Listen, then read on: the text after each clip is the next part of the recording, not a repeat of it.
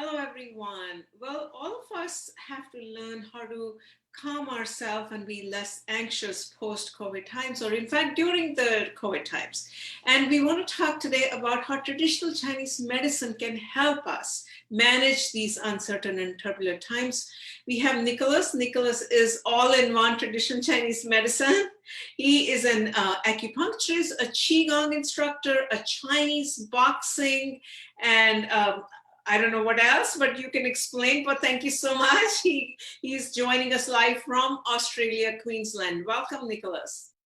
Hello, Amita. Thank you so much for your lovely introduction. Okay, so yes, I'm a Chinese medical practitioner. As I just briefly discussed, I got into Chinese medicine through actually practicing Chinese martial arts and the Chinese martial art of Tai Chi, which is traditionally called Tai Chi Quan. Now, Tai Chi Quan, or Tai Chi, is a way of moving, and that way of moving is qigong. And so as I developed in my training doing Tai Chi and qigong and martial arts, a lot of the basics of the martial art is actually striking at acupuncture points to disable and end a fight very quickly. And so I decided I would use my knowledge for good and not just evil. So I actually went to enroll in Chinese massage, but walked out enrolled in Chinese medicine, acupuncture, and I've never looked back. I earned my pocket money through massaging my father and my sister, who were really keen sports people, and of course mum, because she's mum. And so I had a very natural sort of tactile feel of the body. And so I really enjoyed that ability to help and heal people through touch and through using Chinese medicine and acupuncture. I think it's beautiful. So let's just talk a little bit now. Let's just start with qigong. Most of us, we kind of get confused between Tai Chi and qigong, but let's just understand how qigong and some of the movement medicine that Chinese medicine has can help us wade through these turbulent times. Yes, not a problem, Ida. It's a really interesting conversation. So what I like to explain to people, if you had like a thread that was yoga, and people know there's all different types of yoga, Ashtanga and, yoga nidra and all these different types of yoga, you can imagine that there was qigong and lots of different types of qigong, of which Tai Chi is one type of qigong. And so what qigong is a movement medicine, very similar to the concept of yoga, whereby using the body and putting it in certain positions and moving it in certain ways actually causes the biochemical and the energetic elements of the body to be transformed and to move or to balance. So it's really a way of regulating the body through joining the mind and the body back together through movement. Now, one of the most interesting aspects of qigong is really a way of moving. And so whilst yoga is very posture related, qigong is very movement related, and it goes back to a way that we move that is very primal and is a way of moving that's called pandiculation. Now, this isn't a term that many people know, but pandiculation is the way that all mammals, mammalian species on the planet, learn to actually move. And so young animals use pandiculation to learn hunting skills, or to learn defensive skills, or to learn particular movements. And so qigong is actually a way of pandiculating the body while standing up through specific movements. And it has a whole host of different regulatory effects on the body that can help with anxiety and depression. It has a very neuroplastic effect on the brain. So it can help people deal with a whole host of physical injuries as well as mental health issues. So I do want to add, I love the way you compared qigong with yoga, because yoga has become very popular all over the world. But qigong can also be very helpful for seniors, right? Because it's more of a gentle movement. Then yoga is more like a Lululemon kind of a downward dogs, upward dogs, and all kind of acrobatics, right? Is that exactly? Well, yes and no. So what I'm particularly passionate about is really helping people understand that qigong can be a spectrum of intensities. And so whilst it can be really good for seniors and mature people, or people who are very unfit or very unhealthy who want to begin exercise because it has a very light way of programming body movement and beginning to reinitiate the nervous system and grow the nerves into the muscles, it also has an extremely active and functional aspect that can be used for younger people who actually want to either program new movement patterns into themselves, heal themselves for injuries, or to actually help them to relax and soften and rejuvenate the muscles from more vigorous exercises they might be doing. So it can be used for a really quite a wide and diverse range of people, but it really depends on how you train. And so, as I pointed out, I started in the martial arts doing Tai Chi and Qigong, and that was very vigorous style activity. So the Qigong helped me to learn how to do those very vigorous movements at a slow way, like kind of slowing things down so your body can put all the different elements into place before re-speeding it back up.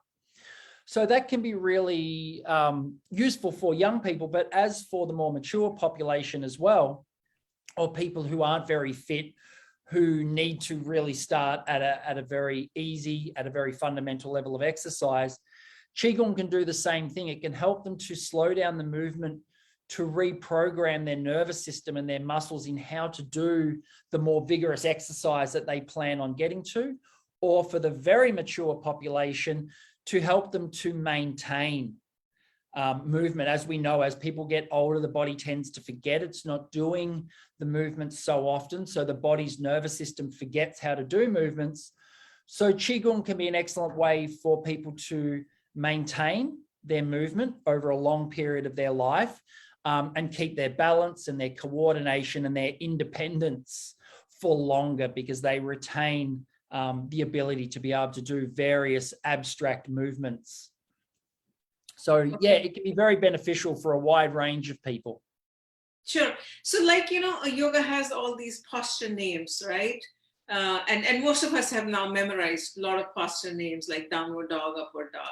So talk to us a little bit about Qigong, some of the poses of posture. Well, I don't know any other word except for posture for movements, I should say, that not postures, that we could do and as an end user for Qigong to help us calm ourselves, I should say that. Yes. So probably one of the main practices in Qigong is called Zhanzhuang. It can be a bit of a tongue tie for some people, but Zhanzhuang is actually what they call a static Qigong, which is actually just standing in a set posture for quite a long period of time. I like to joke with people that it's extremely yin yoga, because in yin yoga, it's very soft, but Qigong is almost like slowing it down to actually just standing still. And that can be encompassed to any posture that you might see in a Tai Chi form. So whilst Zhanzhuang has very basic style postures of the body in different positions, essentially what we're looking at more with Qigong is more about the qualities and the principles of the way we're moving. So we're talking about being grounded, being centered, moving from the center, being posted, moving with sung. These are different qualities of movement that help us to actually engage the mind back with the body. So in yoga, I'm sometimes a little bit, I don't like to use the word critical, but one of the things I like to like, yoga can be quite simple in the way that people can put their bodies into a specific posture. Like downward dog, you can see someone do it and you can put your body pretty much into that posture. But with Tai Chi and Qigong, it takes a long time to learn the way of moving and the principles of moving. And one of the most important things about this way of moving and why it's so slow is it actually teaches us to relax and soften. So one of the big things that Qigong can offer people is, in our society today, we're just all going 100 miles an hour. and if you're not doing something, then you're not achieving, and a lot of people feel bad. But qigong takes us back to a place of slowing down. And it's a real skill that I think people need to re-embody, because we're always racing. And as we know, that's what anxiety is, isn't it? It's living in the future. It's being like, I've got to, and you've got to come back and rest. And depression is probably being a little bit slow and being caught up in the old things. So qigong, I have a catchphrase I like to say, which is rest your mind on the very edge of movement. And when we do that from a Chinese perspective, we're actually bringing our qi into contact with our mind, which is called Shen in Chinese medicine.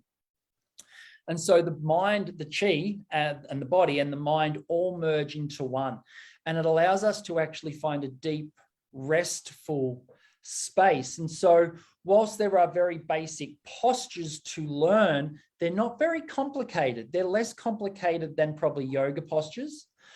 But the quality of movement and the way that we must learn to rest and relax in the postures can be very counterintuitive to the way we've been trained to think or act in our lives. And so what I come across a lot of the time is people can actually find qigong or tai chi to be a little bit boring at the start, because they're like, well, what comes next? What comes next? What comes next?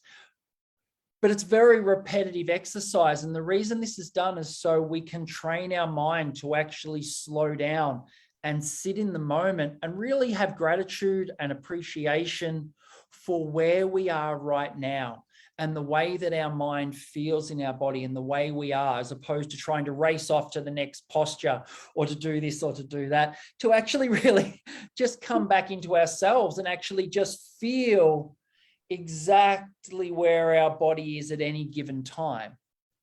So yeah, the postures in Tai Chi and Qigong can be quite simple, but very intricate, because it takes us a while to learn how to embody ourselves within that posture. Does that make sense? Yeah, no, absolutely. I was just thinking about it. We, as a society, we're always trying to raise. I can't hear you, sorry. Okay, can you hear me now? What I'm saying is that as a society, we are always in a race to do the next thing, and the same thing in the Western world. The yoga has become the same way, like a core power yoga. It's more like a workout rather than if you look at the original yoga, like the true yoga. So we change it. We always mix it up with our spices of the Western world, or whatever you want to call it. So, if the yoga is so high core power and the meditation is kind of still, I would rate qigong in between, like a middle kid here, sandwiched between the high, like a posture upon posture, a complete stillness, and qigong would be in the middle kid. Does that make sense?